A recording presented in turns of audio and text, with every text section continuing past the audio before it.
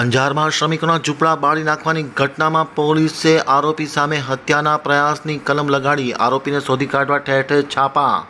અંજારમાં મજૂરોને દબાવી ધમકાવીને મફતમાં મજૂરી કરેલા હતા માથાભારે શખ્સની દાદાગીરીને વશ થવા મજૂરી ઇનકાર કરતા માથાભારે શખ્સોએ મજૂરોને જીવતા સળગાવી દેવા તેમના ઝૂંપડાઓને આગ ચાપી હોવાની ચોંકાવનારી ઘટના બહાર આવી હતી. સવારે 7:30 વાગ્યાના અરસામાં અંજારના ખત્રી બજાર નજીક આવેલી ઝૂંપડપટ્ટીમાં આગ લાગતા જોતામાં 10 ઝૂંપડા સ્વાહા થઈ ગયા. સદભાગ્યે ઝૂંપડામાં રહેતા 12 શ્રમિક પરિવારો બહાર નીકળી જતા તેમનો આવાજ બચાવ થયો હતો.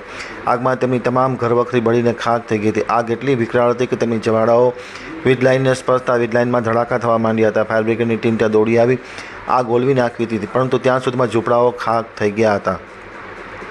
શ્રમિક પરિવારો નજીકમાં રહેતા મોહમ્મદ રફીક, હાજી કાસમ કુંભાર નામના શખ્સે આગ ચાપી અને તેમની છત્રછાયા છીનવી લેવાનો આક્રોશ વ્યક્ત કર્યો હતો.